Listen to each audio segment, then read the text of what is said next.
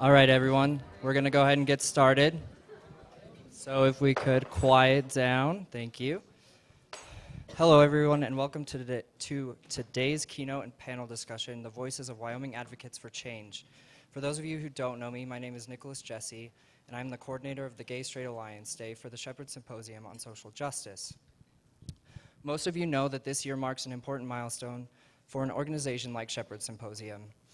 It is truly an honor to play a role in that celebration. 20 years of conversation, engagement, and work that centers on what we as global citizens can do to make the world a better place. Now that is impressive. Can we get a round of applause for 20 years?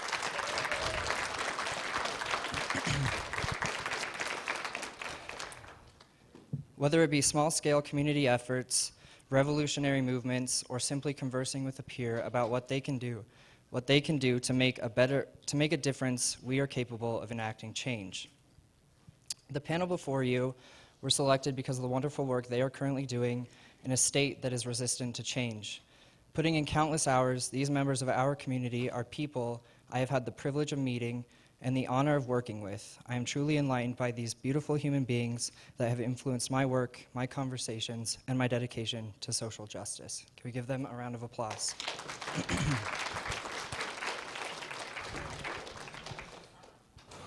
At this time, I would like to introduce a dear friend of mine and your MC for this panel discussion, Jim Osborne. Back when I was a junior in, he's right here. This is Jim. Back when I was a junior in junior high here in Laramie, Jim came and spoke to my 9th grade English class about the work that he did, how diversity was important, and the role he took on after Matthew Shepard's death. As an adolescent struggling with my own identity, it was a relief to know that people like Jim and the work he had done and was doing at the time existed. Jim gave me hope during a crucial stage in my life, and I knew that if he could succeed with everything he had been doing, everything he had been through, witnessed, and worked for, then so could I. So here's a little bit about one of my role models, Jim Osborne. Jim Osborne grew up in Wright, Wyoming. After completing his college coursework in secondary English education, Jim began working full-time in information technology at the University of Wyoming, overseeing student employees, documentation, and training. Following the murder of Matthew Shepard in 1998, Jim also spent time traveling to colleges and universities speaking about hate, violence, and GLBTQ issues.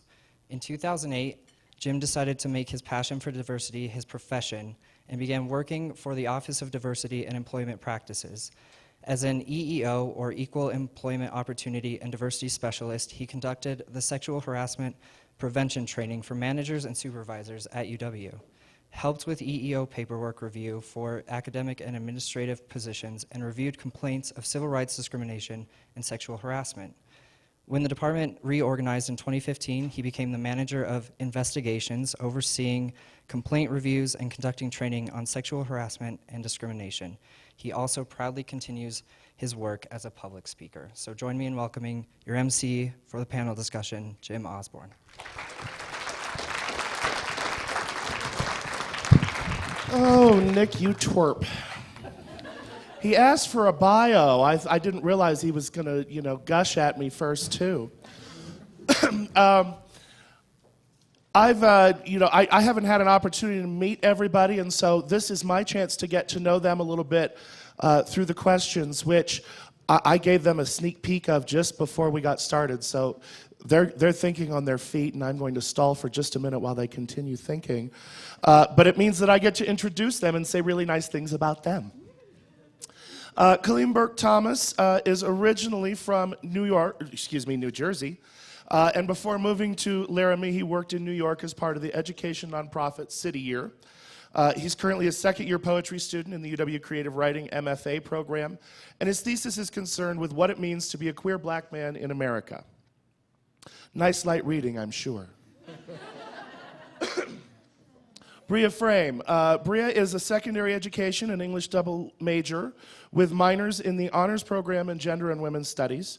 Her advocacy is centered primarily around the passage of the Laramie Non-Discrimination Ordinance, which made discrimination on the basis of the actual or perceived sexual orientation and gender identity against people who seek housing, employment, and public accommodations in the city of Laramie illegal. So she's got plenty of spare time, too. Robert West is from Cheyenne, Wyoming, and is a senior in molecular biology at UW. He's been involved in ASUW student government and various leadership positions through the SLICE office.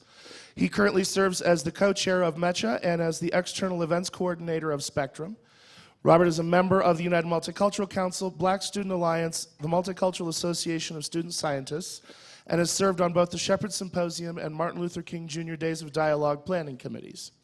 One of his most recent accomplishments was working in the fall of 2015 to co-found a new student movement called Breakthrough UWYO. See, I have a note. I have to flip the order. Melanie Vigil. Melanie hails from Lander, Wyoming, and is a graduate student in public administration with a minor in gender and women's studies. Melanie was the recipient of the Rosemary Martha Spitaleri Award and a College of Arts and Sciences Top 20 graduate. She has worked on passing non-discrimination legislation at the state and local level and has served as a legislative aide to Representative Kathy Connolly. Melanie is currently a graduate assistant for community engagement in the SLICE office on campus. And last but certainly not least, Rihanna Kelver. Rihanna is a Laramie High School senior who is also a transgender female. Rihanna is a very active high school student, and much of her activism is based within the LGBT community, with emphasis in the transgender community. She has presented at the Shepherd Symposium twice and has performed anthropological research on the transgender and intersex community. Her most recent endeavor has included a transgender student protection policy with the Albany County School District No. 1 School Board. A round of applause, because these people are not just sitting around doing nothing. They're here for a reason, because they are busy people. So thank you all for taking time out of your busy and your weekend. I'm gonna start with a pretty easy softball question to get everybody warmed up. And a reminder, it's not that we feel like I know I can certainly talk loud enough that you can hear me, but since we're streaming, we're going to play past the microphone, so bear with us as we go through logistics. So if we can start down on the end with Kaleem, here's the easy question. How did you become involved with your advocacy work? How did you get started? I'm not sure that is a very easy question. I was born. Let's see. I suppose the town I grew up in, or where I went to middle school and high school at least, South Orange, New Jersey, and Maplewood, New Jersey. It's a very politically engaged town, and every other week or so throughout my entire high school career, we would have walkouts for various reasons. We got our principal fired after she said some inflammatory remarks, and that emboldened not only me, but all of us, and I think that also shaped the way I thought about activism at that age, to see that my voice mattered, or at least our voices, our young voices mattered, and that we could make change in our town and within our school. After that, I guess going to college, I went to college in a place that was not unlike Laramie. It was in upstate New York, but a lot of the socio-political elements were quite similar. Not a lot of people of color, not a lot of black people, not a lot of queer people or openly queer people. And I was, so just existing, as I'm sure many of you know, is in a way a political act. And I was engaged on campus in various ways. And after that, like Jim said, as part of City Year New York, education is something that's also very important to me, especially education for those who do not have the privilege to education like I had. And I've just been, I feel like I've been in and out of stuff for as far back as I can remember. I don't think there was one moment that started it all, but like I said earlier, I think being in a town that really supported young people and their efforts to make change was what motivated me to continue doing the things I'm doing now. Yeah. Excellent. Oh, okay. Sounds good. Unlike Kaleem, I did have a moment. I got to college and I had a debate coach here whose name is Sam Allen, and he taught me about what it means to be privileged. And so after he helped instill a greater understanding of how to interact with people and how to be a better person, that necessarily dictated that I started trying to make a change. I had been involved in things like rallies since I got to Laramie, but really about a year and a half ago, a friend of mine, Will Welch, who's currently caucusing, came and said, I need some help. I have a project. I want to get this piece of legislation through city council, and I can't do it alone, and I want you to help me. And I said, that sounds like a swell idea. I think that would be really fun.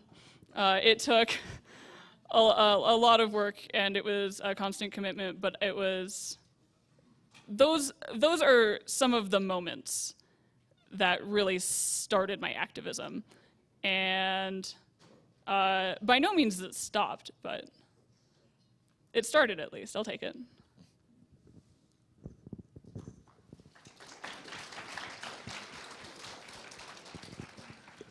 I would have to echo really what Kaleem is talking about, that just by existing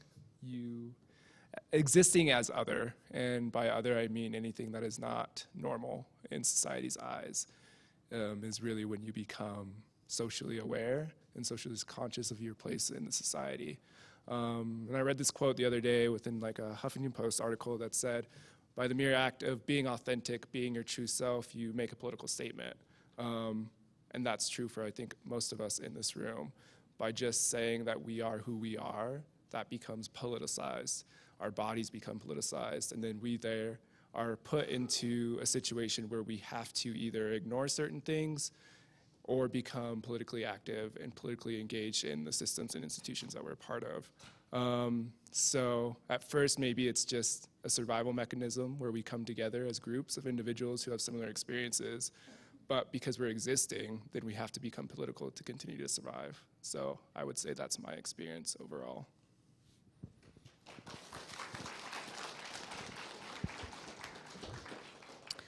Yeah, I think I would definitely agree with both Robert and Kaleem in what you both said. I come from a very, very small town in central Wyoming, and when I was in high school, we didn't have any sort of GSA. So essentially, if you wanted to get involved with extracurriculars, it was either FFA or sports, and I don't know anything about livestock, and I'm terrible at basketball. So, so I focused on academics.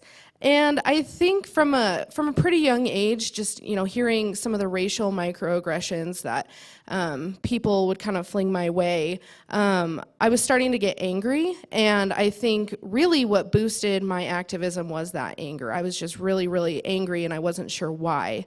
And then when I got to college, I was kind of looking for my space. I had just come out a few years earlier, and there wasn't really any sort of LGBT community that I knew of in Lander. There certainly is, but I didn't know that at the time. And really, I think just finding that space with those people and the people that I associated with early on in college really kind of set the stage for what I do now. They were all politically engaged and active, both on campus and throughout the state as well. And so just realizing that I could put my anger or my passion into something really propelled me forward in the work that I do now. I think, and also I took my first women's studies class as an introduction to women's studies, and I learned all of these things about, shout out to women's studies. It's a great major. If you come here, it's a great major. And it really helped shape who I am. It introduced me to a lot of these disparities that we see within the LGBT community and with women and with just minorities in general, and that really opened my eyes. And I think this quote comes from Gloria Steinem. What is it? The truth? No. No, never mind. I'm not going to say it. He's like, do you know it?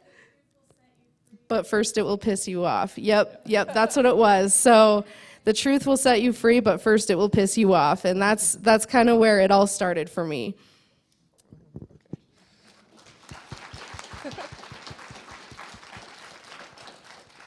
All right, so I actually have no clue because a lot of, my life, I guess I was just born into it. Yeah, we'll go with that. A lot of my life, especially earlier on, I came from Littleton, Colorado, and it was pretty big city, suburb, Denver area, and I'd always had struggles with my gender identity, but nothing really happened until we moved to Laramie. So I go from this huge suburb of Denver to 30,000, and that was quite a shock for me. And then I find out that there's a city in Wyoming with one person. I don't even know what's that about. But coming here, basically when I got to the high school, I met a couple of very influential teachers who were very open and helpful and were willing to help me transition. And it was actually, I have to give out a shout out to my partner because I would not talk to them for a good couple months, and it wasn't until my partner started talking to them that I got the confidence to talk to these teachers, and they helped me kind of integrate my transition throughout the school and work with counseling and work with the administration and make sure that we were kind of getting all things in order, because we basically said, well, if we just do it and not make a whole big deal about it, then maybe nobody's really going to notice and it'll just kind of happen, and that's what it ended up happening. But then, I ended up becoming the president of what is RGSA, which we call SALI, Safe Area for Laramie LGBT Youth, and it just kind of felt natural to fall into those roles. And we'd do Shepherd Symposium, we'd do Day of Silence, we'd kind of do little awareness days within the school, just kind of getting ourselves out there. And it wasn't until this year when the school board brought a transgender student protection policy in front of them to consider that I guess my activism really hit the fan.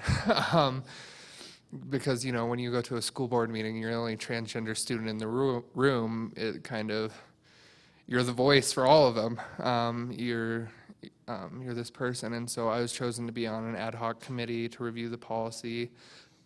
And that's kind of, I guess, where my work has started and been going. It's still going, and I don't know if it'll ever stop.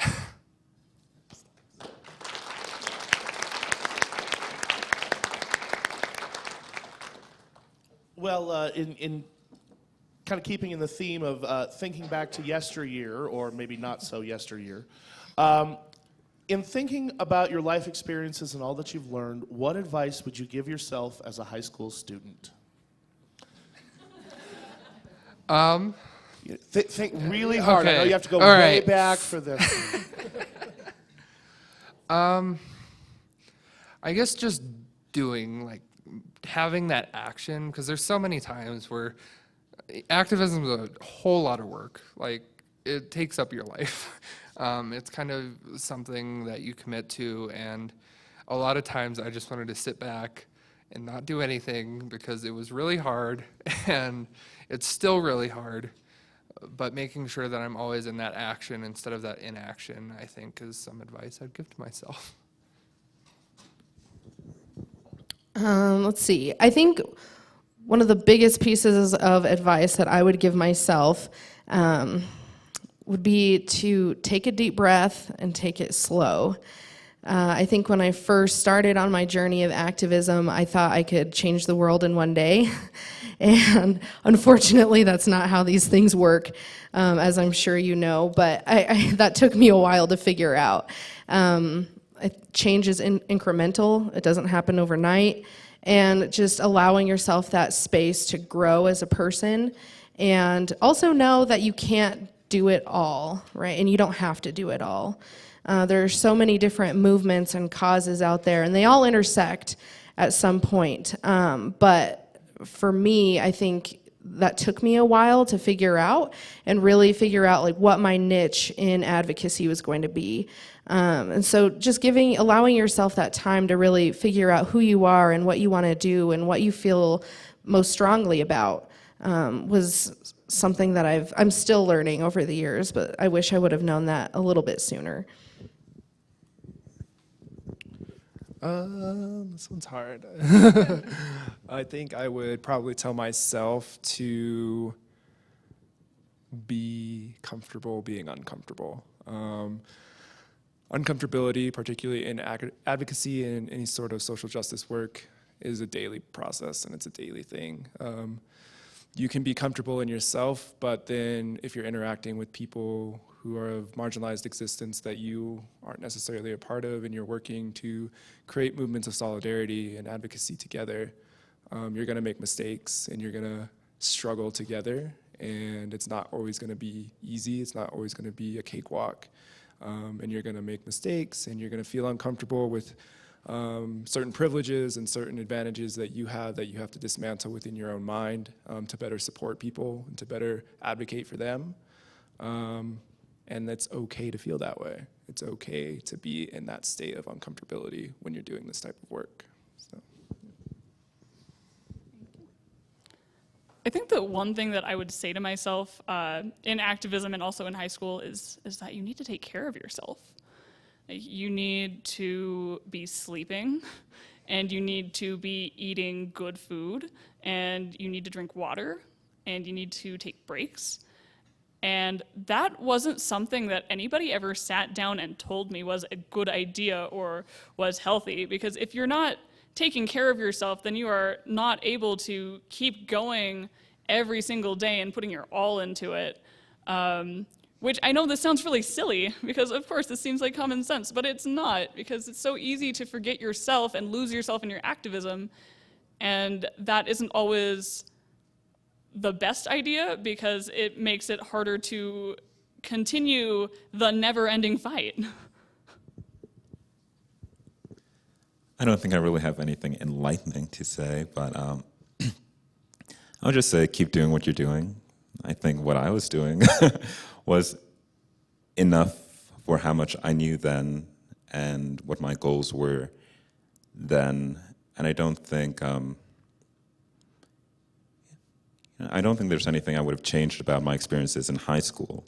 And if you are asking yourself, I don't know, if you are looking for advice from us, I mean, you're taking the first steps, or you've probably taken many steps, maybe much more than I have, at your age, and that's a lot. So if you're questioning yourself, or you're questioning whether you think what you're doing is the right way, or I don't know, if you have any doubts at all, I guess my advice to myself then would be, don't doubt yourself. You're conscious in a way that many people are not, and that, that's a lot to say.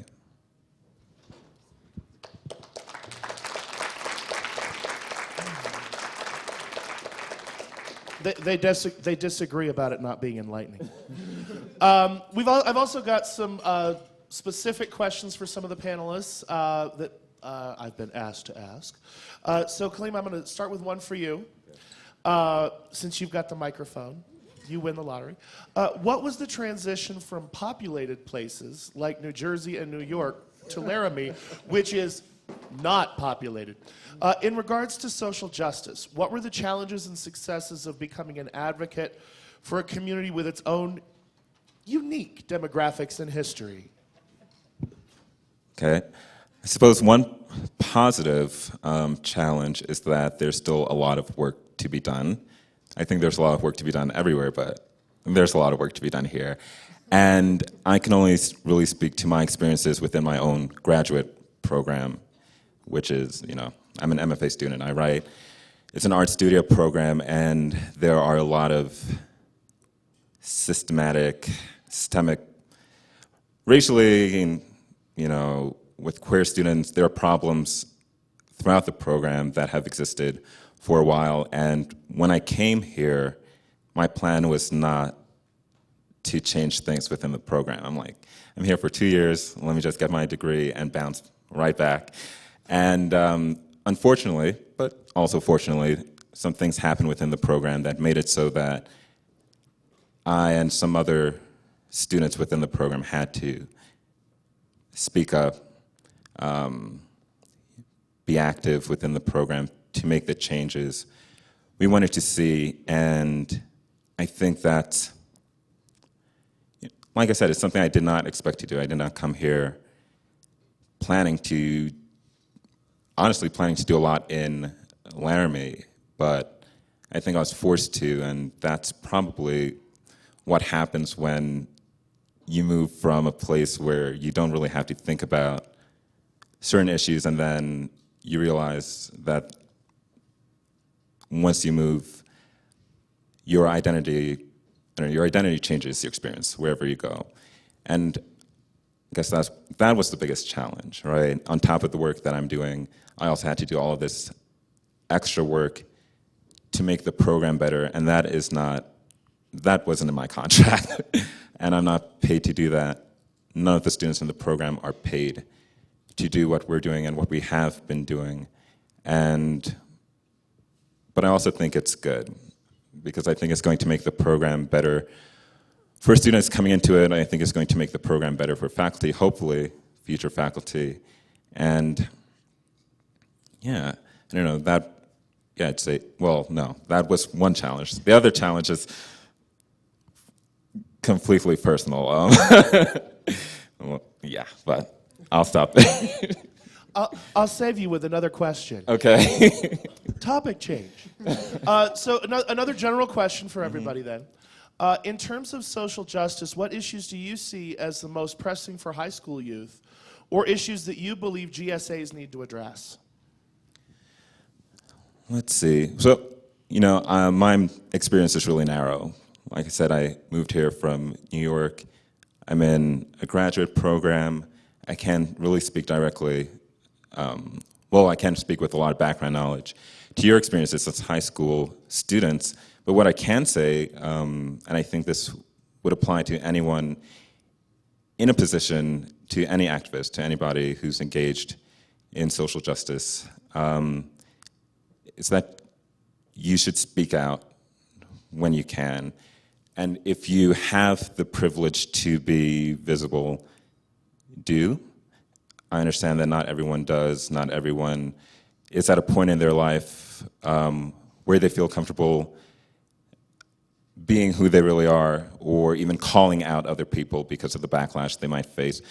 But if you are in a position where you can call people out for things they are doing wrong, for things they have done wrong, for not listening, I think that's something you can do in high school, and that's something that I've done. That's what has worked in my graduate program. It's just saying, you guys are racists, right? And you're not doing anything, right? This is a problem. You need to listen to us, and I think that's something you can do. So if you are in a position where you feel comfortable speaking up, where you can, and where you can be a person for other people to look up to, even, that would be my advice. Use your privilege to do that. Yeah. Sure. I think I would really echo what Kaleem says. And I think that specifically one area that I think is very important is to intervene is if you see bullying, of anybody, really. There should not be any bullying because that's not acceptable behavior. But I think that there are a lot of people who do have marginalized identities, who are bullied for their marginalized identities, starting as young as elementary school. And that is an indication that people need to intervene, both faculty and staff, teachers, but also other students. And also providing people this support network and just honest friendship, I think, is probably one of the best ways to help. Although I'm sure that you all already know that, because high school is hard. Thank you. I think both of those examples are great, so I'm going to go a different route. I would say I guess I can't say there's one single issue that's important. I think every issue is important and is valid. If somebody has an issue, that needs to be addressed. The thing I would give advice to GSAs, specifically and students within GSAs, is don't think that your issues are separate than other marginalized existence issues. We are all interconnected. All of our issues stem from very similar problems within our society and within the institutions we're a part of and that we operate within. We can't, especially in Wyoming, we can't afford to be working against each other and competing against each other for the resources and the things that we need as a society and as marginalized people. We need to build movements of solidarity between race, between gender, between sexual orientation, between everything that is marginalized in our society. And only together, when we acknowledge that all of these issues are interconnected and intersect and have real-world consequences beyond our own existence, only then will we really create powerful change. Robert took my answer. I'm upset. I think I would have to say two things. First of all, I kind of work on the legislative and policy side of LGBT work. And what we're seeing nationally are a lot of legislators who are very concerned about where children are going to the bathroom. And that's very concerning on many levels. But I think, you know, as you have these safe spaces within your GSA clubs, really just keep that in mind that, you know, outside of the high school walls is a battle, honestly. And that affects your trans, gender non-conforming, non-binary classmates. And just keeping that in mind and constantly supporting them, because it's going to be a rough few years, to be honest with you. And we all need to provide that support there for each other. And then also just what Robert was saying. I grew up, again, in a very rural Wyoming community, and I think that's pretty reflective of most of Wyoming. And Wyoming is, in general, a very white state. So in your GSA clubs, I think as you're, you know, talking about these issues and talking about, you know, what you want to work on, just, you know, keeping diligent about asking the questions, you know, how would this affect Native American LGBT youth? How would this affect you know, other people of color? How would this affect people with disabilities? And just keeping cognizant of those different intersections within what you're working on. I find that, you know, I have a constant check within my own mind about a lot of these things, and like Robert said, just, you know, being constantly aware that all of these issues interconnect and we all need to support each other. So you stole mine too. Definitely working with the school board and policy across the nation increasingly is a backlash against transgender and gender nonconforming students, youth, and just other individuals as legislative actions keep getting passed and local policies keep going through. So one of the most important things, I think, especially for GSAs, is to keep an eye on your local governments, keep an eye on your school boards, just kind of be aware. Because I know I actually probably wouldn't have even known there was a transgender policy for our board if I hadn't been paying attention to the media, if I hadn't been paying attention to the school's press releases and stuff. And then beyond that, if you can be active and be vocal, not everybody has that opportunity, but if you can, your voice is never too small to change anything. So that's definitely one of the important things, but beyond that is definitely that intersectionality between all the different marginalized groups and all of our activism, I think. Definitely making sure you're aware of everything going around and being able to not only advocate for yourself, but your peers and the people around you. All right, Rihanna, time for you. It's your turn in the hot seat. When advocating for a protection policy, do you think it's best to advocate as a group, like through a GSA, or as a single student? What was your approach, and what successes and challenges have you faced? So yes, it's definitely important to have a group behind you, whether that is your GSA or not. The thing with the policy is it does get a little tricky for the adults who sponsor the GSAs and stuff, just because of how, their roles as educators and leaders, and how touchy the subject is. But definitely get your, students, all your classmates. I definitely couldn't have done a lot that I have without my Sally, because I know a lot of those students came with me to those public comment meetings and were there speaking to the school board directly as students, especially with a policy like this that will affect students and only students. It's their voices that need to be heard, and it's our voices that need to be heard. So as far as that goes, yes, you know, it started with just me speaking up, but asking those around you to be behind you is what you need to get those things through. As far as challenges, you can't change everybody's mind. As much as you want to. It sucks, and people are going to say some pretty nasty things, and especially in the letters to the editor, they really love those. But just keep fighting your fight, and keep those positive encouragement, positive people around you, the people who encourage you and help you fight. As long as you have them around you, you can pretty much drown out all the negative stuff that you need to. So, yeah. So here's a nice, broad, overreaching question. Real simple to answer. What do you think are the challenges of modern activism, given that so many people kind of believe that discrimination is something of the past and is no longer prevalent? So what do you think are the challenges of modern activism given that? Okay, so gay marriage was passed, so all of our issues are done. We don't need to worry about anything else. I think that's, goes a lot of the mindset. As soon as we get one victory, people think that's it.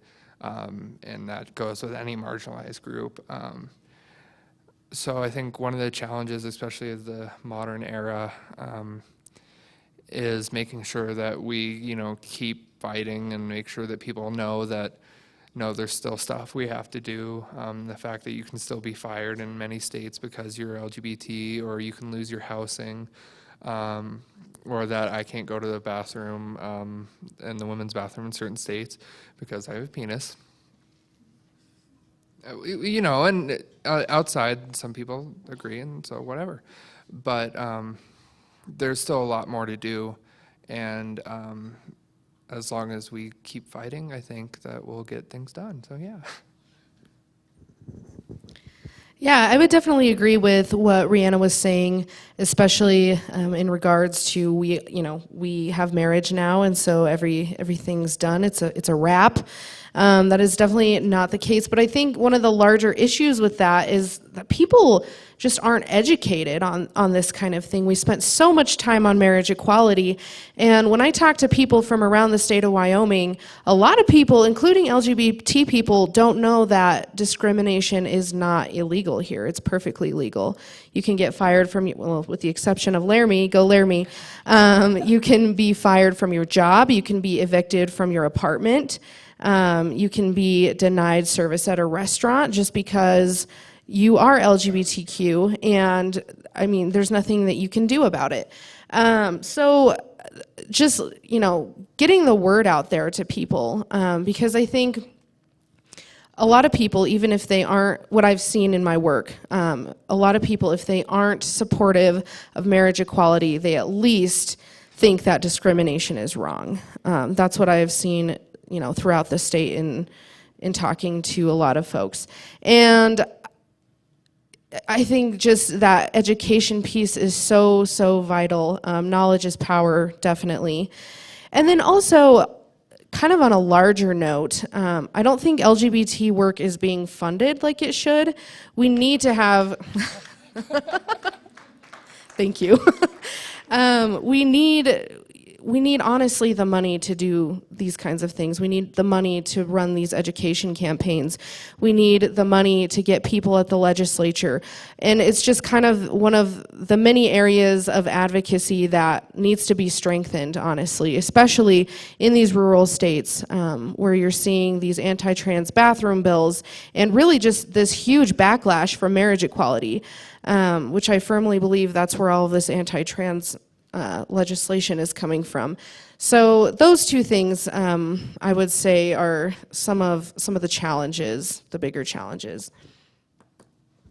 Thank you.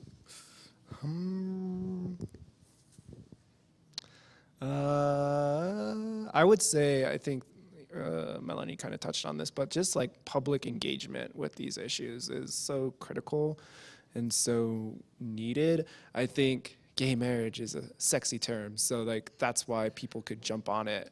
But non-discrimination, trans bathroom access, those aren't like buzzwords. Like they're not in the public conscious enough for the public, for the privileged people of our society to step up and say, yeah, I agree with that. So I would agree that more education needs to be happening within all issues, not just LGBTQ issues. But then that relies on our educational systems creating inclusive and safe environments for these people, which is not happening. So I think that's a huge issue that needs to be addressed, but also acknowledging that the margins of the margins aren't being acknowledged in a lot of these conversations as well. That oftentimes, I believe that many civil rights movements in today's day and age are whitewashed, to be blunt.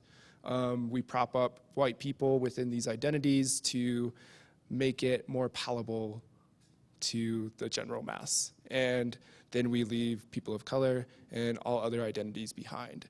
And so then white people then again have more privilege, even within marginalized identities, even within LGBTQ identities.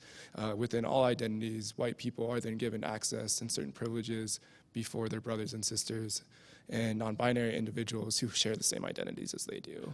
So acknowledging that these issues are intersectional and that we have to be very intentional of the policies and the laws that we're creating so they include and are inclusive to everyone, not just the people who can make society smile and say, oh, I like those two white guys. They can get married.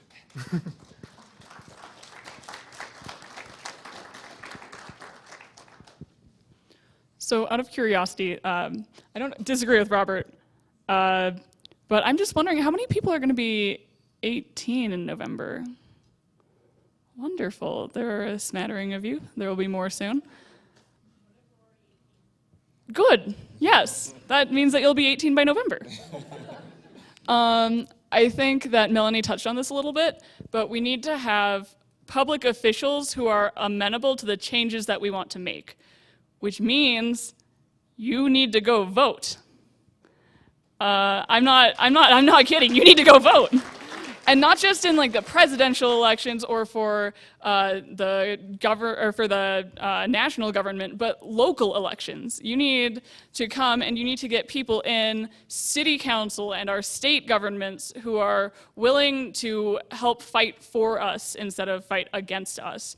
And I know this seems really small and insignificant in the grand scheme of things. I mean, you go put your piece of paper in a box, but it is more important than I think I could ever express that we get people who are willing to help with what we're trying to do. So this is just reiterating some of the things that have already been said, but I think one major challenge when it comes to activism is that people in general, or I think many people, have a very narrow scope of not only what they see, but what they want to see. And if people are seeing anything at all, that's good. But then there's all of this stuff that's happening outside of the things that the media, for example, is reporting on. And it is up to you in this room, but up to everyone to take it upon themselves to see what else is happening outside of your personalized interests. And I think it's dangerous to have a very small view of some of the changes that are being made, or the changes that people are trying to make, because then you have all these other groups, and I think Robert used the language of the margins of the margins, yeah, who are lost in this dialogue. Trans women of color, for example, are dying all the time, and rarely will anyone say anything about them or those deaths. And this is sort of going off track, but like for me, for example, I feel overwhelmed often, like, oh, there's so much that I need, that I want to do, that I can't do. And I know, like, any small, for example, like Amazon Smile, you can donate to a charity of your choice, and that's like one very small thing I do every time I buy something. And, at least I feel like, okay, I can't do everything at once, but when I have the opportunity to do it, I'm going to do it, right? So that's just something I would urge all of you to think about, and open up your lens, interrogate yourselves, and consider the way that maybe the activism you're doing can be expanded, right?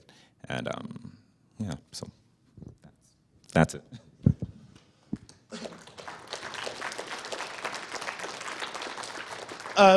While we're kind of talking, talking about the future and where we need to go, Melanie, I have your hot seat question. Ooh, exciting. So give us a gaze into your crystal ball, if you would. Do you think there will be statewide bills regarding non-discrimination policy in the next budget session of the legislature? And if so, what are the main challenges to a policy? That's a big question. Short answer, yes. Yes. And for better or for worse, right? We just got out of our 2016 budget session in Wyoming. Those are 20 days, and coming up early next year, we will have our 2017 general session, which is 40 days. And a lot can happen in those 40 days. We've been trying to get a non-discrimination bill passed through the legislature for quite some time now. Shout out to Senator Rothfuss, Representative Connolly et al. And we came closer last time than we ever have. And we did that because we built a broad coalition. We had faith leaders, we had business leaders, we had everyone under the sun come out in support of us, big business, and all of those different pieces. So that's definitely something that I would like to see replicated in the 2017 general session. But I was in South Dakota. I don't know if you all had heard of that anti-trans bill, HB 1008. So I was down there with the ACLU of South Dakota working against that bill. And that really opened my eyes to just how vitriolic things can get in legislatures. And certainly I've had some experience with that in the Wyoming legislature, but that was something that I had never seen before. The rhetoric around these anti-trans bills right now are very vitriolic. They're hurtful on so many different levels, and they're attacking, society's most vulnerable as well. And I think we need to prepare for that, honestly. We need to be talking to our neighbors and our friends and our colleagues about about trans issues, about LGBT issues in general, and how we can support each other for this upcoming session. Because I don't think Wyoming, unfortunately, is a special snowflake. We are going to see, so Jim appreciated that. We are going to see, I believe, some of these very harmful bills, and we need to be ready for them when they come. And I don't know what they're going to look like. We see some terrible stuff happening in Mississippi, in North Carolina, again in South Dakota, and we're right there. We're South Dakota's neighbors, so we can definitely expect to see something. And just keeping engaged, I think, will be most important. We need young voices. We need young people getting involved, and so be on the radar for that. All right. We've talked a little bit about making sure that you use your voice, that this is difficult, and that there are definitely some challenges we need to talk about. Self-care. Kind of a tougher question. How has suicide and the conversation around suicide impacted your life and the advocacy work that you do? And furthermore, do you feel that there is more that legislators and educators and anyone else can do, not only to promote healthy dialogue around suicide, but also ways that they can protect Wyoming's youth?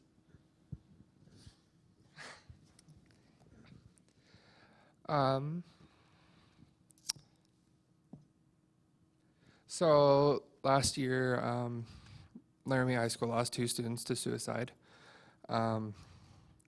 It definitely hit our community as well as UW. Had similar incidences. But specific with my activism, every now and then I just remember the statistic that nearly half of transgender individuals have attempted suicide in their lifetime. Being one of those individuals, we're definitely not doing enough. Legislative individuals are not doing enough. There's not enough talk about mental health in our communities. There's not enough resources for individuals who struggle with mental health issues in our communities, and there's really not a whole lot of people to reach out to, especially in Wyoming, with one of the highest suicide rates. That's definitely a huge reality we face every day, and increasingly so with marginalized groups.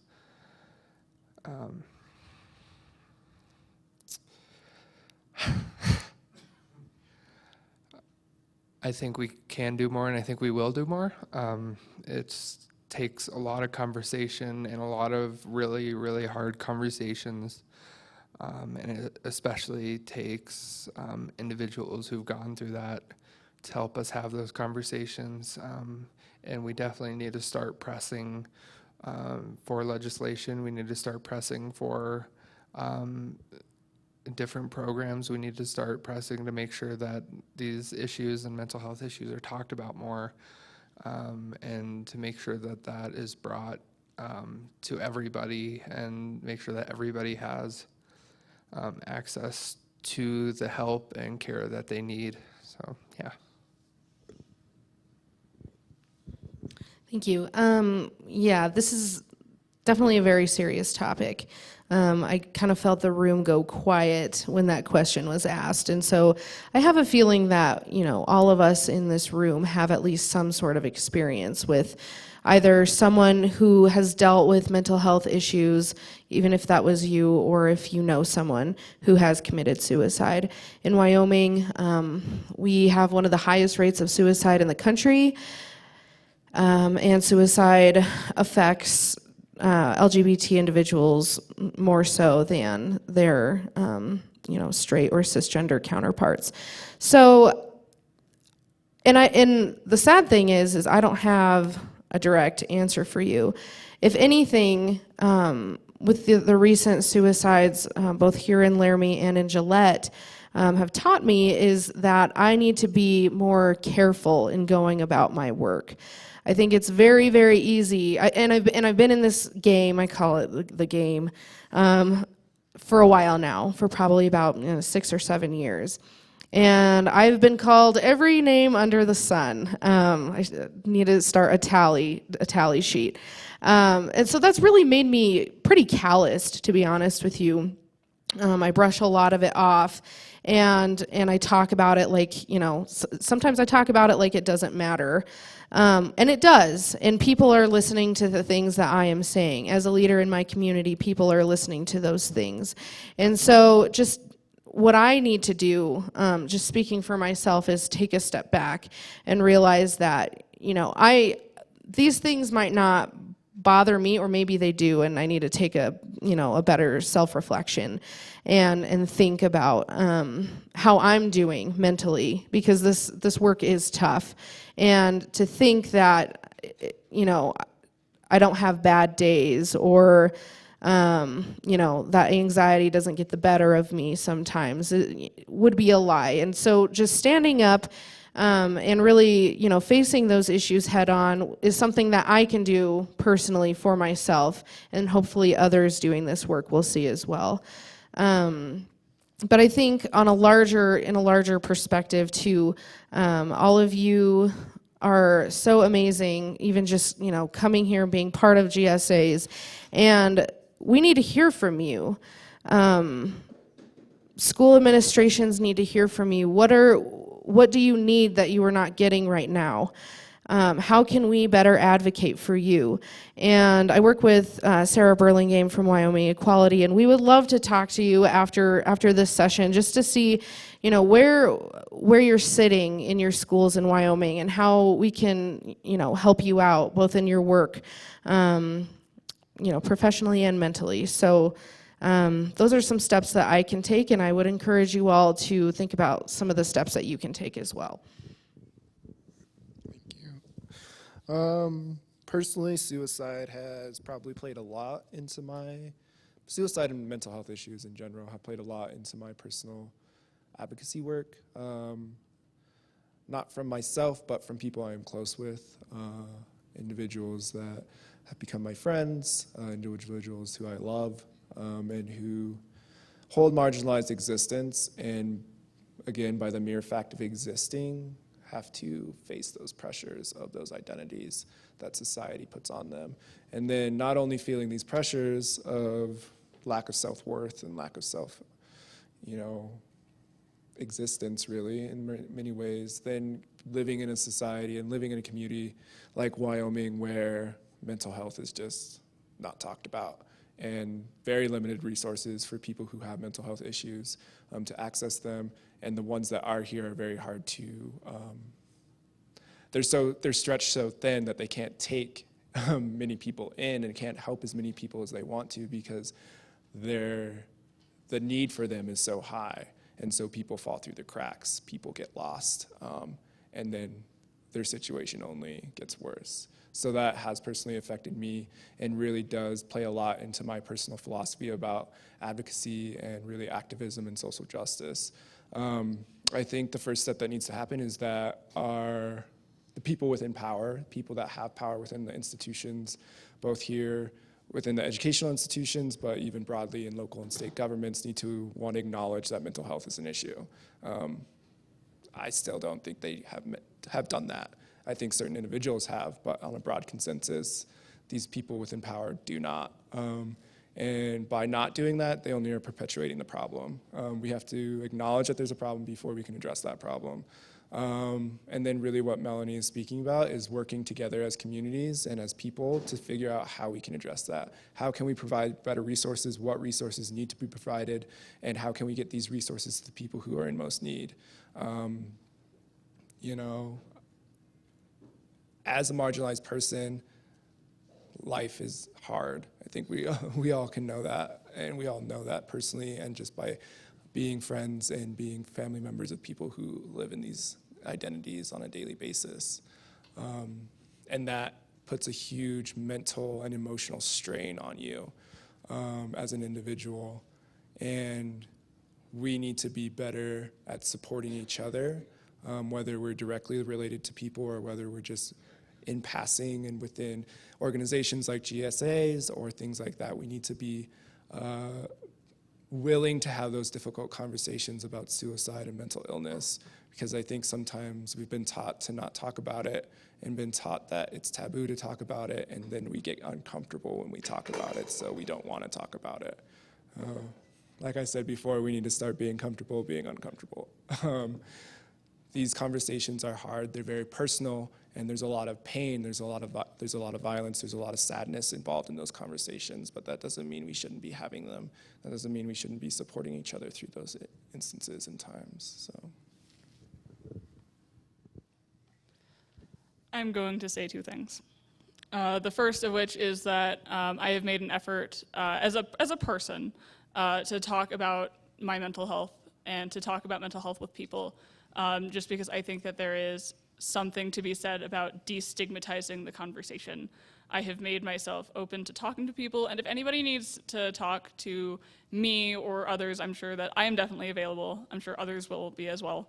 I've also taken it upon myself to start collecting resources, so phone numbers, hotlines, names of therapists, and various other resources that can provide people the help that I am not qualified to give.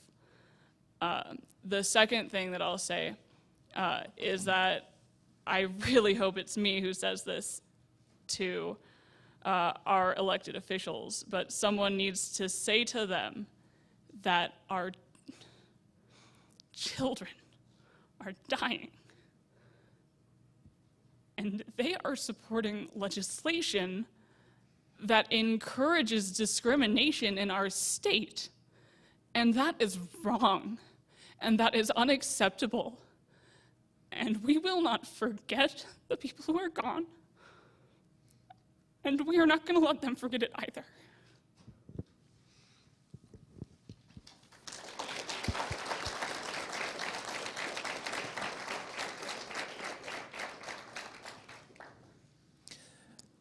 So I can't speak with much authority on suicide.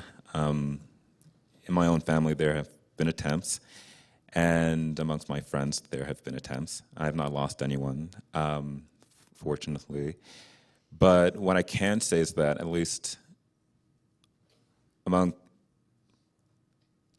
a big issue in my family, and it is because we're Black, and actually part of my family comes from the islands, that there is a stigma against mental illness and suicide, and I don't think I'm wrong in assuming that a big part of the problem here is that there's a stigma.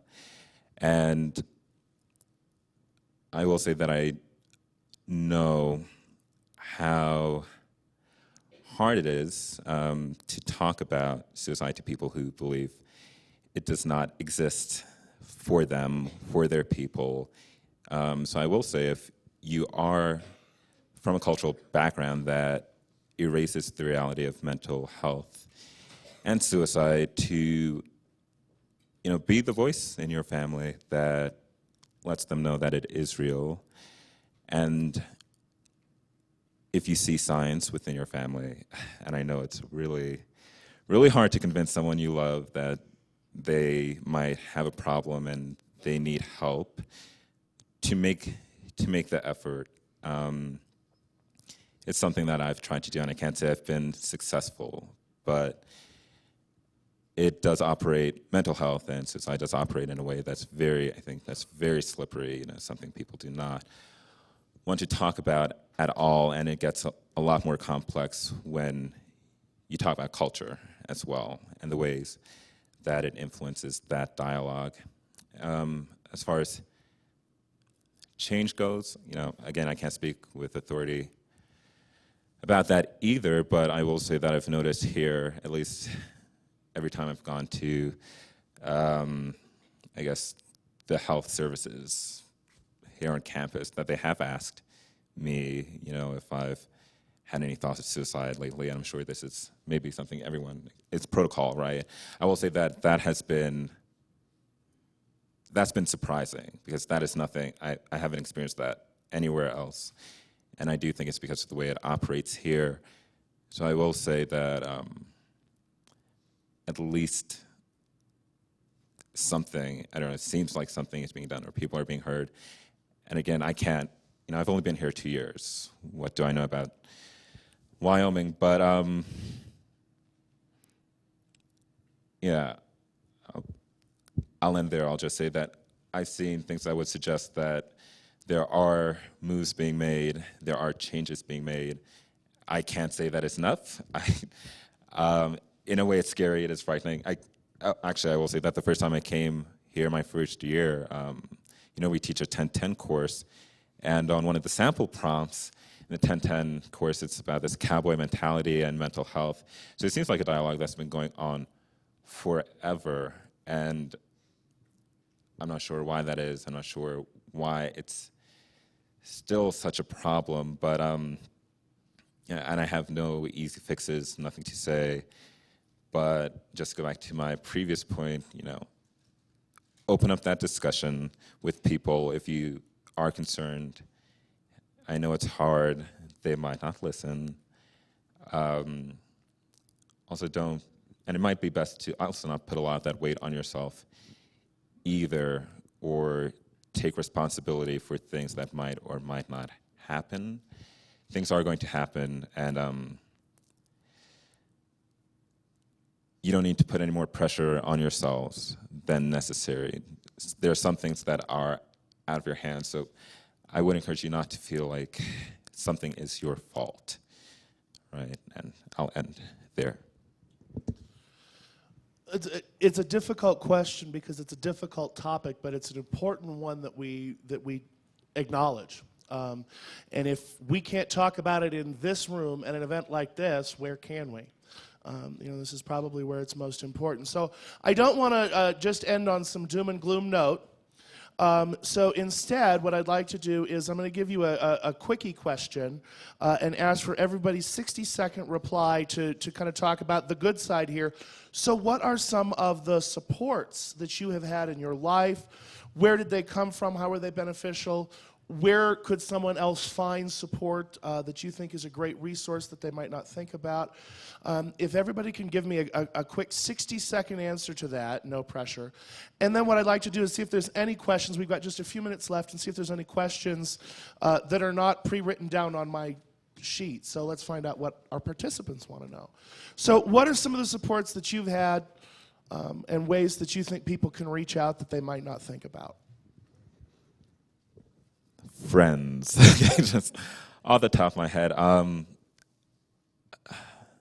Again, I feel very privileged and very fortunate to have had an upbringing, to have grown up in a town that was very supportive, where there were a lot of actually gay and lesbian couples, and my friends have been perhaps the most supportive group of people that I know. So I would say value those friendships you have. And I know that sounds like a cookie cutter answer, but I'm the first to go. If I think of anything else, I'll let you know. But keep those people close to you. And the other people, do not hesitate to cut them off. That's the advice. You need to cut people off. You just need to cut some people off, like all the way. Not wrong. All right, 60 seconds. First off, my family has been immensely supportive of me throughout my entire life, which isn't something that everybody can say, and that I'm very, very lucky to be able to say. Second, I definitely agree. It is important to keep the friends who are willing to support you. It is important to cut the toxic people out of your life. Third, one that people might not think about so much is just like social organizations like GSAs in high schools, things like RSOs, registered student organizations in college, that help connect you with people who are like-minded and have common interests with you, that can help create a support system that makes it possible for you to make it through the really tough times. Yeah, I think you need to find your people, whatever that means to you. The people that have your back no matter what, that get you, that get the issues that drive you, that get your problems and your amazing qualities all at the same time. And that will unconditionally love you. If that's family, that's awesome. If that's friends, it's great. Whoever those people are in the world, you need to find them. And I think sometimes we believe that that type of network, that type of community has to be massive, especially in high school. I think, at least this was my perspective, that I have to be friends and I have to know every single person. That's not necessarily true. Maybe I have like 4 or 5 really close friends now that I can really rely on, and I'm comfortable in any kind of setting, in any type of situation with those people. And it's fine to not have so many people in your life. It's fine to cut people off that are toxic to you, that do not support you, that do not help you in any way, that just aren't productive for your life and where you want to take your life. And it's fine that those friends, those people that you find that are your community, you might not know right now. I know that the people I'm friends with now, I wasn't friends with 4 years ago. You're going to find those people, and you're going to grow, and you're going to learn, and you're going to change together, and hopefully you'll be able to change the world together as well. Well, to start off, I have a very supportive family. I have a giant, huge family. Pretty much if you see anyone with the last name of Vigil, Flores, et cetera, in Laramie, I'm related to them. So that has been amazing support for me.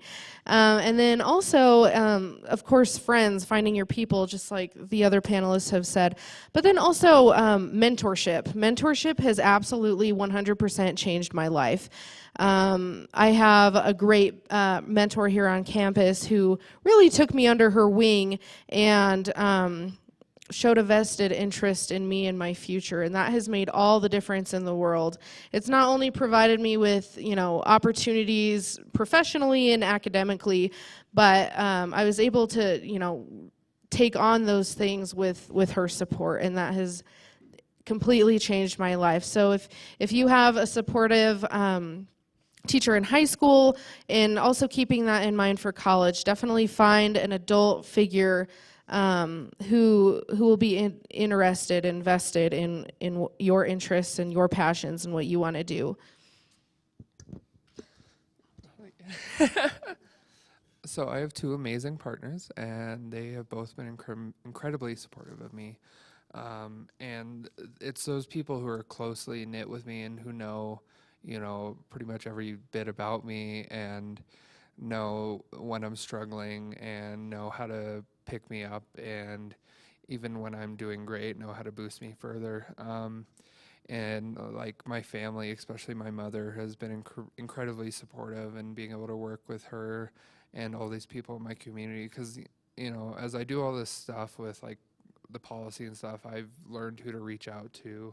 I've learned who to go for help for a lot of these bigger issues, but just down to the core, who I need for my own personal support, it's those people who are around me and who love me. So yeah.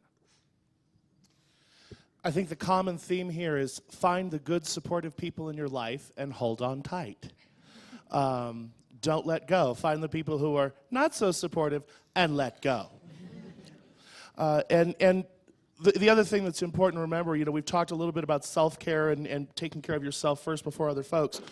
Remember that you also have to reach out for that help when you need it. That's part of it too. It's not just about having supportive friends around you. It's that when you need to ask for help, you've got to do it. And sometimes that takes more strength than anything else, and meaning that you're the one that needs help.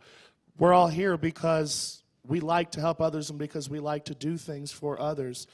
It's okay to say sometimes, I can't do, I need someone to do for me today. So, on that note, are there any burning questions? We've got just a few minutes left. Audience, and I will officially repeat the question. For the benefit of our distant friends. Yes. Okay, sometimes when I try to explain to somebody that what they say is like kind of toxic or homophobic or racist, I'll get a reply that's somewhere along the lines of "Shut up, Jesse, nobody cares." So, how would you recommend reacting to a situation where you're told that what you're passionate about doesn't matter? How do you react when you're trying to kind of educate someone and talk to them about what you've said is offensive or is problematic, and someone tries to silence you or say that doesn't matter or just plain shut up? How do you respond to that? For me, Lots of love. Because it's so easy to get into a screaming match with somebody and just, and there's nothing wrong. You're passionate about it, and it's what means a lot to you, and it's very easy to just, it frankly pisses you off that they can't see what you're seeing, and but you need to be able to kind of step back and look at the situation with as much compassion as you can, and like I said earlier, not everybody's going to change their mind. Not everybody's going to see eye to eye. And as long as you know that's what's important to you, then frankly what they say doesn't matter at all. It's what's important to you that matters. And if you keep fighting, you keep advocating for that, you're going to find people who listen. So, yeah, okay. I think the question that you should ask yourself is this person worth my energy? You only have so much energy to expend out in a day. And you really have to gauge, you really have to choose your battles, you know what I mean? You really have to, like, if they're one of your really good friends and they're good on a lot of other things, but they're not seeing this, then maybe it is worth your time to sit them down and say, hey, blah, blah, blah, blah, blah. But if it's just like an internet troll or an in-person troll, then Don't feed the trolls. Yeah, I know. Then maybe they're not worth that effort. And in a lot of organizing and campaign work, you have your persuadables, you have your yeses, and you have your nos.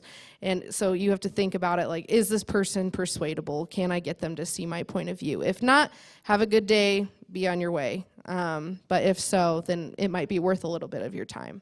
That's fine.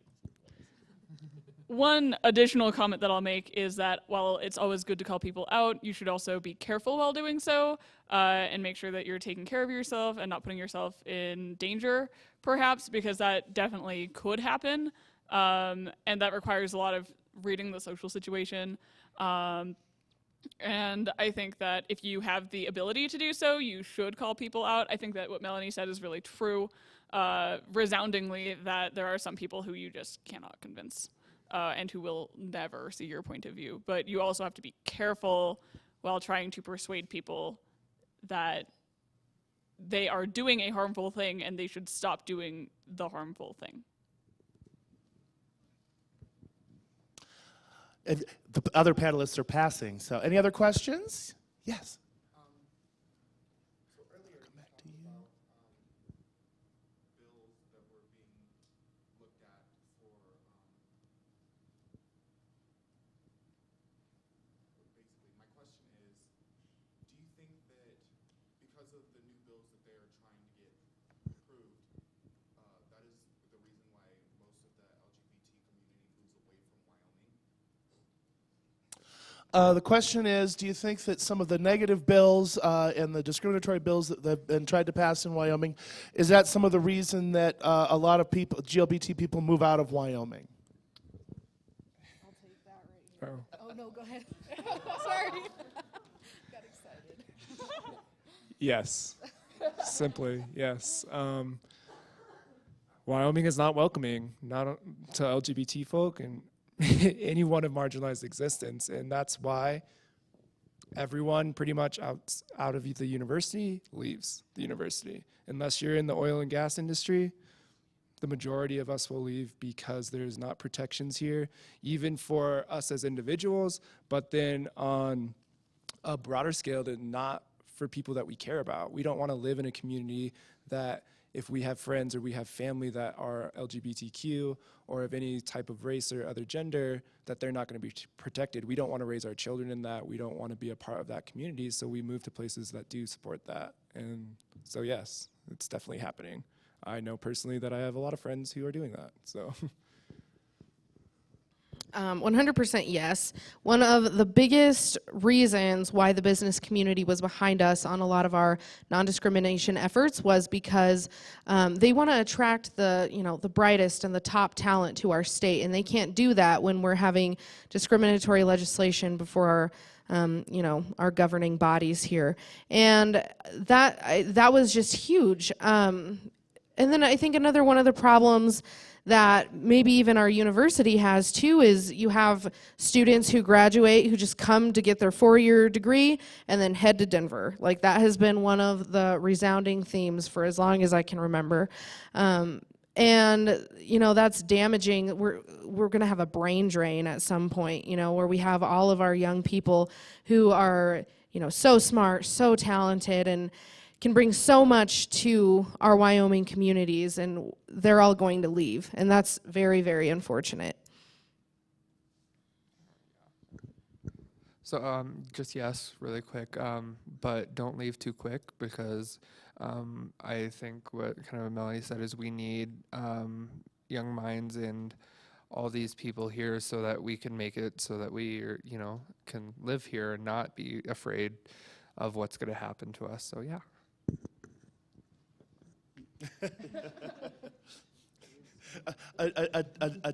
a denial with style.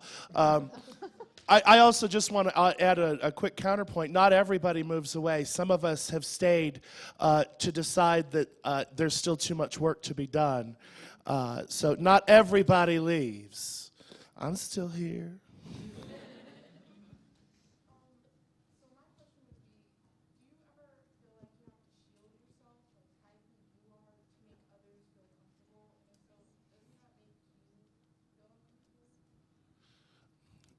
Fantastic question. Do you ever feel like you have to shield yourself or hide who you really are in order to kind of protect yourself from others? And does doing that make you uncomfortable as well? So yes, especially doing a lot of this stuff with the policy, I do get a lot of publicity now, which is weird because I'm a senior in high school and I didn't think I'd find my name in the Huffington Post, but there it was. Yeah. But on that same manner, I always have to be aware of my surroundings and of, who knows my name and why do they know it. Because it could be for a lot of different reasons. I was lucky enough, I found out a while ago that I was awarded the Daniel Scholarship, and so I know, thank you. So I could find out somebody knows my name for that, or I find out that they know that I'm the tranny who goes to high school. And so there are times where I do have to be very well aware, maybe not necessarily shielding myself, but staying on the defensive kind of too. Maybe there's not, and it could be there's nothing that I have to worry about, but still having that awareness that there could be. So, yeah. I'll give a different perspective. Yes, I think I change myself around people, but I do it strategically on purpose. Not because I'm afraid I won't be accepted, but because I know if I portray certain qualities, people will listen to me more. As you can see, I'm very white passing. I'm a male. I'm cisgendered. I have a lot of power and a lot of privilege with that. And I think a lot of my work here at the university has been defined by those three identities. And those identities here are more respected. And people within higher offices and higher positions of power here look at those identities, whether purposefully or unintentionally, with more validity. And so I portray my masculinity a little more around those individuals so I can do the things that I know are important for the people on this campus and for the margins of the margins who aren't taken seriously by those individuals. So it's not necessarily to defend myself, but strategically to implement changes that I know are important here. So, yeah. So I, let's see. I am privileged in a way that allows me to do a lot of things that I think would endanger people with, other identities. And I use that to my advantage. So I don't know if any of you have seen Bad Girls Club, but there's a character named Tamisha, and the famous quote of hers is, "I ain't get no sleep because of y'all, so y'all ain't get no sleep because of me." And I, take, I do get a kick out of making people uncomfortable. If I'm uncomfortable, if you're trying to make me uncomfortable, I'll make you uncomfortable. And again, I am, but I can say this because, I'm male appearing, it's cisgendered, and, here at least, I'm black in a way that sort of overshadows overshadows my queerness. For example, I can walk down the street and have walked down the street, and people yell "nigger" out of a car, and I'm sure, people have heard similar comments. But, my white straight friends who don't dress like they work on a ranch will get faggot or die faggot.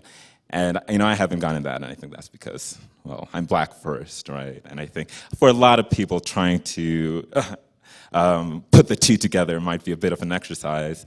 But, so, I'll do things like, I don't know, I will play up my feminine side if I can in a room that's very straight. If I have to just, I'll give a little hair flip now and then. In the gym, I'll wear some booty shorts if I have to, for which I've received many compliments. For one of my readings, I stripped, into a little bikini. And, so I feel like I'm in a position where I don't have to hide any part of myself, really.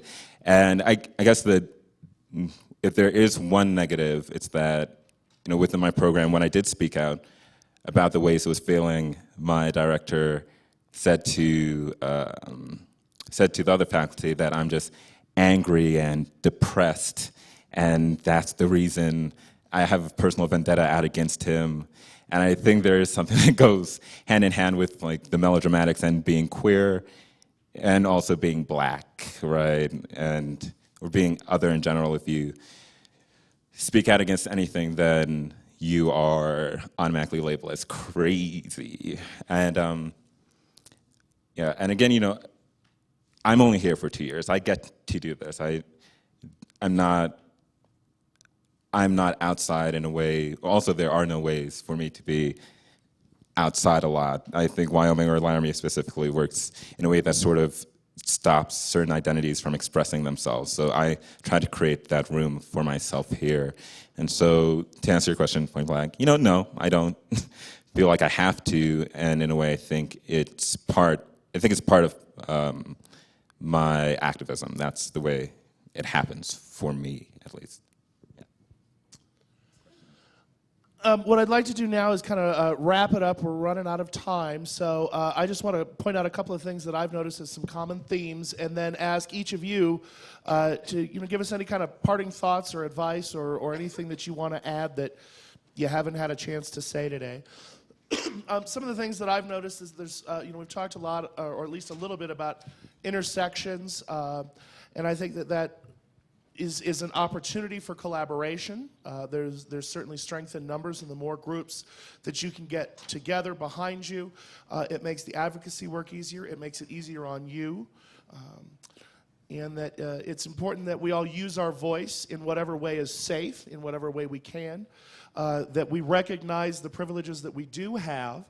And if you have privilege, that's not a bad thing per se. Just use your powers for good. Take that privilege and use it and leverage that power in ways that you can to help create change. Because, well, if they're going to give us the privilege, let's turn it around and use it against them. And that all of this is a process, not an event. Just like coming out, this is not something that happens overnight or in an instant. You've got to kind of pace yourself. It's a marathon, not a sprint. Take care of yourselves along the way, and make sure that you're taking care of others as best you can as we do it too. There's, we all come to advocacy in different ways. I think that's one of the strengths of this panel, is that nobody came here via the same path, but we all end up in the same destination.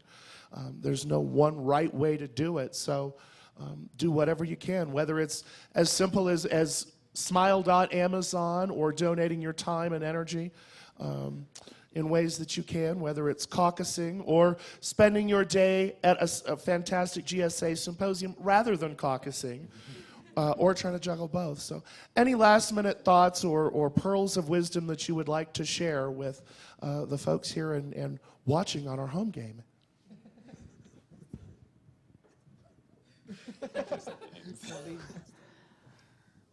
Go out and do your best, and you all are going to be fine.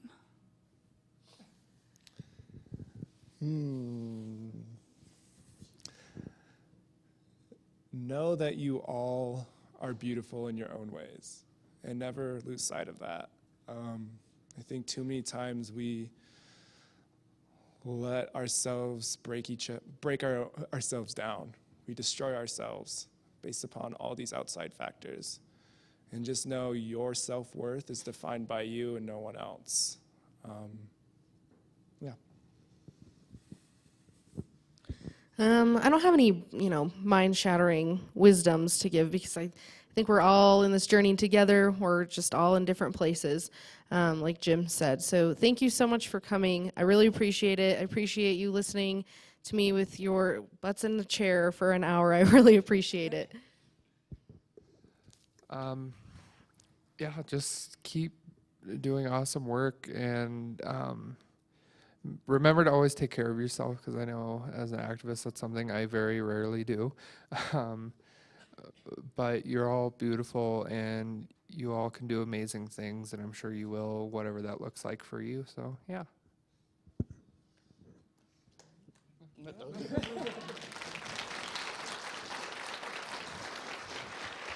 I just have one more last parting thought, and it's something that I tend to say to just about any group that I speak to. I came to activism many, many, many years ago. And never let it be said that you, at any age, don't have the power to create change around you to impact your world.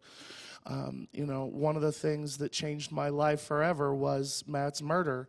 And when Romaine and I set out to do the Angels, it wasn't because we wanted a spectacle. It was because hate was coming to our community and we wanted to stand up against it. And she called me up. We talked about the idea for the Angels. I says, "Oh, that sounds so great. Somebody should really do that."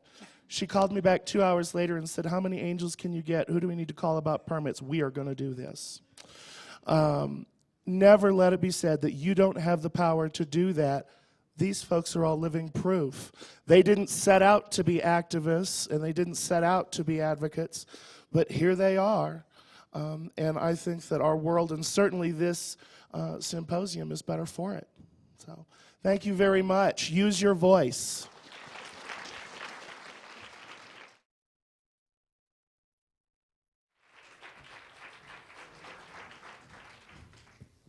Thank you guys so much for all being here and all attending this wonderful panel discussion. Can we get one more round of applause for these wonderful advocates for change?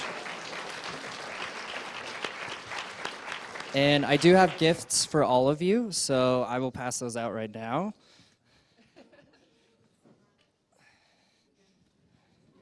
right, so they are marked. It's Melanie.